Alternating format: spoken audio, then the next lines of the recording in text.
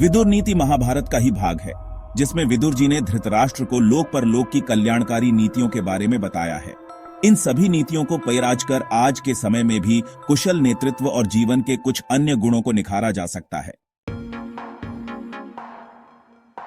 वैशंपायन जी कहते हैं, संजय के चले जाने पर महाबुद्धिमान राजा धृतराष्ट्र ने द्वारपाल से कहा, मैं विदुर से मिलना चाहता हूं, उन्हें यहां शीघ्र बुला लाओ। धृतराष्ट्र का भेजा हुआ वह दूत जाकर विदुर से बोला, महामते हमारे स्वामी महाराज धृतराष्ट्र आपसे मिलना चाहते हैं। उसके ऐसा कहने पर विदुर जी राजमहल के पास जाकर बोले, द्वारपाल धृतराष्ट्र को मेरे आने की सूचना दे दो। द्वारपाल ने जाकर कहा, महाराज आपकी आज्ञा से विदुर जी यहां आ पहुंचे हैं। वे आपके चरणों का दर्शन करना चाहते हैं। मुझे आज्ञा दीजिए, उन्हें क्या कार्य बताया जाए। धृतराष्ट्र ने कहा, महाबुद्धिमान दूरदर्शी विदुर को भीतर ले आओ। मुझे इस विदुर से मिलने में कभी भी अड़चन नहीं है। द्वारपाल विदुर के पास आकर बोला, विदुर जी आप बुद्धिमान महाराज धृतराष्ट्र के अंतःपुर में प्रवेश कीजिए। महाराज ने मुझसे कहा है कि मुझे विदुर से मिलने में कभी अड़चन नहीं है। वैशंपायन जी कहते हैं, तदनंतर विदुर धृतराष्ट्र के महल के भीतर जाकर चिंता में पड़े हुए राजा से हाथ जोड़कर बोले, महाप्राज्य मैं विदुर हूं, आपकी आज्ञा से यहां आया हूं। यदि मेरे करने योग्य कुछ काम हो तो मैं उपस्थित हूं, मुझे आज्ञा कीजिए। धृतराष्ट्र ने कहा, विदुर बुद्धिमान संजय आया था, मुझे बुरा भला कहकर चला गया है। कल सभा में वह अजात शत्रु युधिष्ठिर के वचन सुनाएगा। आज मैं उस कुरुवीर युधिष्ठिर की बात न जान सका। यही मेरे अंगों को जला रहा है और इसी ने मुझे अब तक जगा रखा है। तात मैं चिंता से जलता हुआ अभी तक जग रहा हूं। मेरे लिए जो कल्याण की बात समझो वह कहो, क्योंकि हम लोगों में तुम ही धर्म और अर्थ के ज्ञान में निपुण हो। संजय जब से पांडवों के यहां से लौटकर आया है, तब से मेरे मन को पूर्ण शांति नहीं मिलती। सभी इंद्रियां विकल हो रही हैं। कल वह क्या कहेगा, इसी बात की मुझे इस समय बड़ी भारी चिंता हो रही है। विदुर जी बोले, राजन जिसका बलवान के साथ विरोध हो गया है, उस साधनहीन दुर्बल मनुष्य को, जिसका सब कुछ हर लिया गया है, उसको, कामी को तथा चोर को रात में जागने का रोग लग जाता है। नरेंद्र, कहीं आपका भी इन महान दोषों से संपर्क तो नहीं हो गया है? कहीं पराये धन के लोभ से तो आप कष्ट नहीं पा रहे हैं? धृतराष्ट्र ने कहा, मैं तुम्हारे धर्मयुक्त तथा कल्याण करने वाले सुंदर वचन सुनना चाहता हूं, क्योंकि इस राजर्षि वंश में केवल तुम ही विद्वानों के भी माननीय हो। विदुर जी बोले, महाराज धृतराष्ट्र श्रेष्ठ लक्षणों से संपन्न राजा युधिष्ठिर तीनों लोकों के स्वामी हो सकते हैं। वे आपके आज्ञाकारी थे, पर आपने उन्हें वन में भेज दिया। आप धर्मात्मा और धर्म के जानकार होते हुए भी आंखों से अंधे होने के कारण उन्हें पहचान न सके। इसी से उनके अत्यंत विपरीत हो गए और उन्हें राज्य का भाग देने में आपकी सम्मति नहीं हुई। युधिष्ठिर में क्रूरता का अभाव, दया, धर्म, सत्य तथा पराक्रम है। वे आप में पूज्य बुद्धि रखते हैं। इन्हीं सद्गुणों के कारण वे सोच विचार कर चुपचाप बहुत से क्लेश सह रहे हैं। आप दुर्योधन, शकुनी, कर्ण तथा दुःशासन जैसे अयोग्य व्यक्तियों पर राज्य का भार रखकर कैसे ऐश्वर्य वृद्धि चाहते हैं? अपने वास्तविक स्वरूप का ज्ञान, उद्योग, दुख सहने की शक्ति और धर्म में स्थिरता, ये गुण जिस मनुष्य को पुरुषार्थ से च्युत नहीं करते, वही पंडित कहलाता है। जो अच्छे कर्मों का सेवन करता और बुरे कर्मों से दूर रहता है, साथ ही जो आस्तिक और श्रद्धालु है, उसके वे सद्गुण पंडित होने के लक्षण हैं। क्रोध, हर्ष, गर्व, लज्जा, उद्दंडता तथा अपने को पूज्य समझना, ये भाव जिसको पुरुषार्थ से भ्रष्ट नहीं करते, वही पंडित कहलाता है। दूसरे लोग जिसके कर्तव्य, सलाह और पहले से किए हुए विचार को नहीं जानते, बल्कि काम पूरा होने पर ही जानते हैं, वही पंडित कहलाता है। सदी गर्मी, भय, अनुराग, संपत्ति अथवा दरिद्रता, ये जिसके कार्य में विघ्न नहीं डालते, वही पंडित कहलाता है। जिसकी लौकिक बुद्धि धर्म और अर्थ का ही अनुसरण करती है और जो भोग को छोड़कर पुरुषार्थ का ही वर्ण करता है, वही पंडित कहलाता है। विवेकपूर्ण बुद्धि वाले पुरुष शक्ति के अनुसार काम करने की इच्छा रखते हैं और करते भी हैं, तथा किसी वस्तु को तुच्छ समझकर उसकी अवहेलना नहीं करते। विद्वान पुरुष किसी विषय को देर तक सुनता है, किंतु शीघ्र ही समझ लेता है। समझकर कर्तव्य बुद्धि से पुरुषार्थ में प्रवृत्त होता है, कामना से नहीं। बिना पूछे दूसरे के विषय में व्यर्थ कोई बात नहीं कहता है। उसका यह स्वभाव पंडित की मुख्य पहचान है। पंडितों की सी बुद्धि रखने वाले मनुष्य दुर्लभ वस्तु की कामना नहीं करते, खोई हुई वस्तु के विषय में शोक करना नहीं चाहते और विपत्ति में पड़कर घबराते नहीं हैं। जो पहले निश्चय करके फिर कार्य का आरंभ करता है, कार्य के बीच में नहीं रुकता, समय को व्यर्थ नहीं जाने देता और चित्त को वश में रखता है, वही पंडित कहलाता है।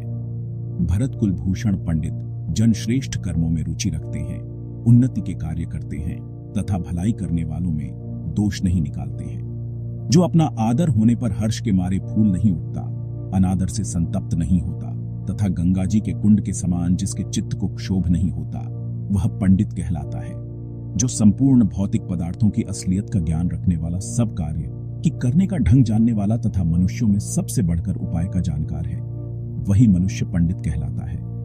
जिसकी वाणी कहीं रुकती नहीं, जो विचित्र ढंग से बातचीत करता है, तर्क में निपुण और प्रतिभाशाली है तथा जो ग्रंथ के तात्पर्य को शीघ्र बता सकता है, वही पंडित कहलाता है। जिसकी विद्या बुद्धि का अनुसरण करती है और बुद्धि विद्या का तथा जो शिष्ट पुरुषों की मर्यादा का उल्लंघन नहीं करता, वही पंडित की पदवी पा सकता है।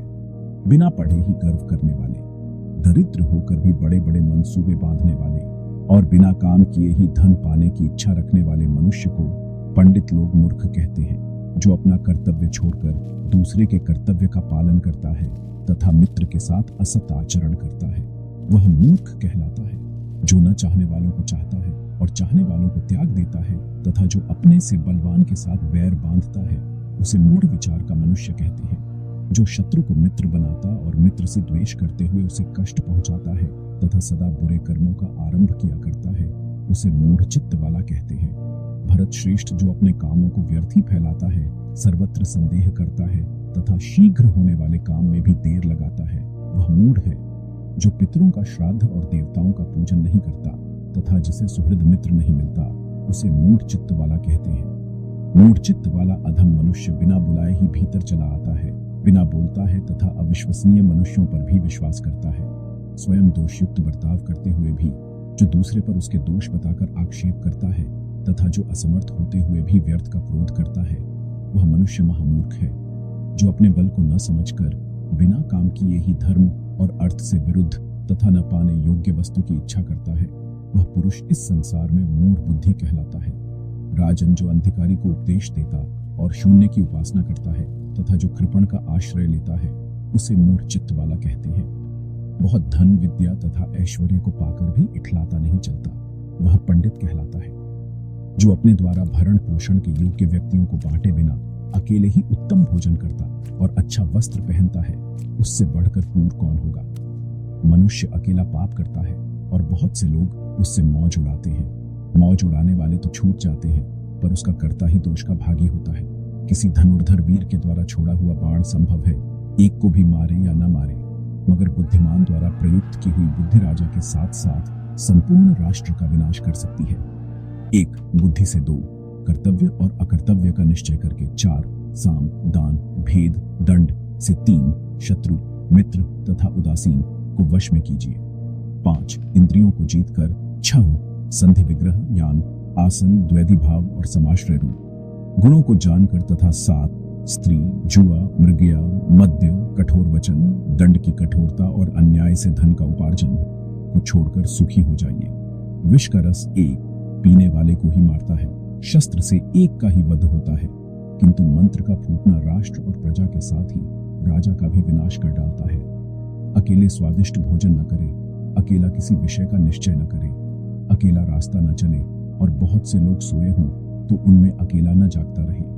राजन जैसे समुद्र के पार जाने के लिए नाव ही एकमात्र साधन है, उसी प्रकार स्वर्ग के लिए सत्य ही एकमात्र सोपान है, दूसरा नहीं। किंतु आप इसे नहीं समझ रहे हैं। क्षमाशील पुरुषों में एक ही दोष का आरोप होता है, दूसरे की तो संभावना ही नहीं है। वह दोष यह है कि क्षमाशील मनुष्य को लोग असमर्थ समझ लेते हैं, किंतु क्षमाशील पुरुष का वह दोष नहीं मानना चाहिए, क्योंकि क्षमा बहुत बड़ा बल है। क्षमा असमर्थ मनुष्यों का गुण तथा समर्थों का भूषण है। इस जगत में क्षमा वशीकरण रूप है। भला क्षमा से क्या नहीं सिद्ध होता। जिसके हाथ में शांति रूपी तलवार है, उसका दुष्ट पुरुष क्या कर लेंगे। तृण रहित स्थान में गिरी हुई आग अपने आप बुझ जाती है। क्षमाहीन पुरुष अपने को तथा दूसरे को भी दोष का भागी बना लेता है। केवल धर्म ही परम कल्याणकारक है। एकमात्र क्षमा ही शांति का सर्वश्रेष्ठ उपाय है। एक विद्या ही परम संतोष देने वाली है और एकमात्र अहिंसा ही सुख देने वाली है। बिल में रहने वाले मेढक आदि जीवों को जैसे सांप खा जाता है, उसी प्रकार यह पृथ्वी शत्रु से विरोध न करने वाले राजा और परदेश सेवन न करने वाले ब्राह्मण इन दोनों को खा जाती है। जरा भी कठोर न बोलना और दुष्ट पुरुषों का आदर न करना, इन दो कर्मों को करने वाला मनुष्य इस लोक में विशेष शोभा पाता है। स्त्री द्वारा चाहे गए पुरुष की कामना करने वाली स्त्रियां तथा दूसरों के द्वारा पूजित मनुष्य का आदर करने वाले पुरुष, ये दो प्रकार के लोग दूसरों पर विश्वास करके चलने वाले हैं। जो निर्धन होकर भी बहुमूल्य वस्तु की इच्छा रखता और असमर्थ होकर भी क्रोध करता है, ये दोनों ही अपने शरीर को सुखा देने वाले कांटों के समान हैं। दो ही अपने विपरीत कर्म के कारण शोभा नहीं पाते, अकर्मण्य गृहस्थ और प्रपंच में लगा हुआ सन्यासी। राजन, ये दो प्रकार के पुरुष स्वर्ग के भी ऊपर स्थान पाते हैं। शक्तिशाली होने पर भी क्षमा करने वाला और निर्धन होने पर भी दान देने वाला। न्यायपूर्वक उपार्जित किए हुए धन के दो ही दुरुपयोग समझने चाहिए, अपात्र को देना और सत्पात्र को न देना।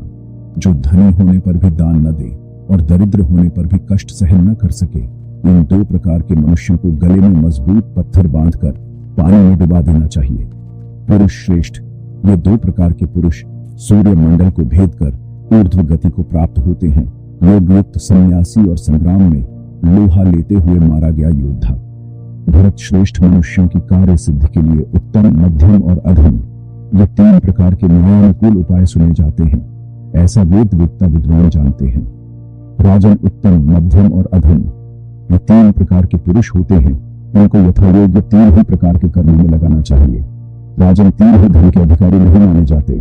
स्त्री, पुत्र तथा दास, ये जो कुछ कमाते हैं वह धन उसी का होता है जिसके अधीन ये रहते हैं। दूसरे के धन का हरण, दूसरे की स्त्री का संसर्ग तथा सुहृद मित्र का परित्याग, ये तीनों ही दोष नाश करने वाले होते हैं। काम, क्रोध और लोभ, ये आत्मा का नाश करने वाले नरक के तीन दरवाजे हैं, अतः इन तीनों को त्याग देना चाहिए। भारत वरदान पाना, राज्य की प्राप्ति और पुत्र का जन्म, ये तीन एक ओर, और शत्रु के कष्ट से छूटना यह एक तरफ। ये तीन ओर यह एक बराबर ही है। भक्त, सेवक तथा मैं आपका ही हूँ, ऐसा कहने वाले इन तीन प्रकार के शरणागत मनुष्यों को संकट पड़ने पर भी नहीं छोड़ना चाहिए। थोड़ी बुद्धि वाले, दीर्घसूत्री, जल्दबाज और स्तुति करने वाले लोगों के साथ गुप्त सलाह नहीं करनी चाहिए। ये चारों महाबली राजा के लिए त्यागने योग्य बताए गए हैं। विद्वान पुरुष ऐसे लोगों को पहचान ले। तात गृहस्थ धर्म में स्थित लक्ष्मीवान, आपके घर में चार प्रकार के मनुष्यों को सदा रहना चाहिए।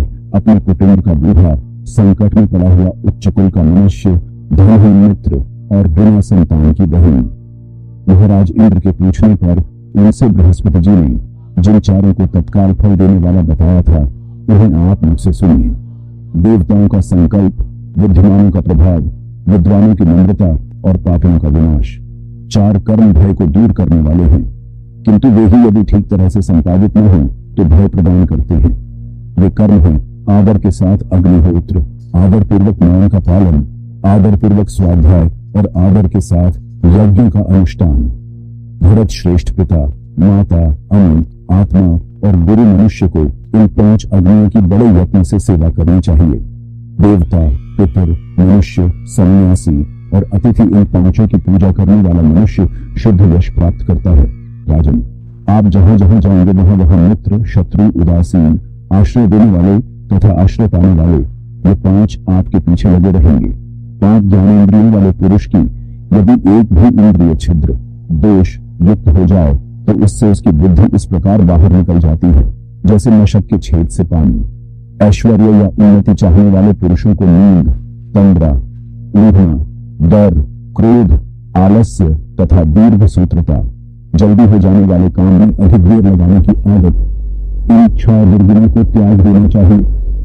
उपदेश न देने वाले आचार्य, मंत्रोच्चारण न करने वाले होता, रक्षा करने में असमर्थ राजा, कटु वचन बोलने वाली स्त्री, ग्राम में रहने की इच्छा वाले ग्वाले तथा वन में रहने की इच्छा वाले नायन को उसी भक्त